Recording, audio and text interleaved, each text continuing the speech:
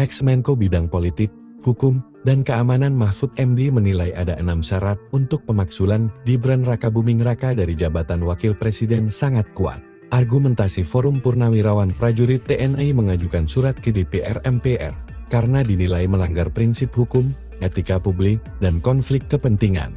Sebab Gibran memperoleh tiket pencalonan melalui perubahan batas usia Capres-Cawapres melalui putusan MK No. 90 PUXXI tahun 2023 yang bikin kegaduhan. Menurut saya argumentasi hukumnya kuat. Karena apa? Karena kalau istilah konstitusi itu pasal 7A, hasil amandemen, Presiden dan Wapres dapat diberhentikan apabila diduga terlibat 6 hal, 5 hal pelanggaran hukum, 1 hal keadaan. Kata Mahfud dikutip dari akun pribadinya, Rabu 11 Juni.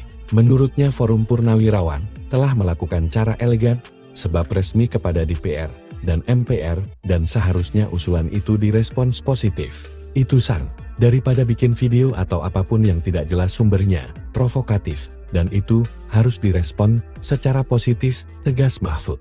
Mahfud mengatakan, adapun syarat-syarat pemakzulan yakni 5 pelanggaran hukum, 1 melakukan pengkhianatan terhadap negara, Pancasila, NKRI, 2 terlibat korupsi, penyuapan, 3 kejahatan berat dengan ancaman 5 tahun ke atas, 4 perbuatan tercela, sesuatu yang dapat merendahkan martabat, perilaku, tutur kata, 5 keadaan, ungkap Mahfud. Ia mencontohkan, Perdana Menteri di Thailand pernah dimaksulkan hanya karena ikut lomba masak, sementara syarat berupa keadaan, jika kepala pemerintahan mengalami sakit atau mengajukan pemberhentian. Namun, ia menilai untuk menggali syarat-syarat pemakzulan itu berat. Apalagi situasi politik berubah setelah mudahnya rezim Presiden kedua RI Soeharto dan Presiden keempat RI Abdurrahman Wahid alias Gus Dur diturunkan.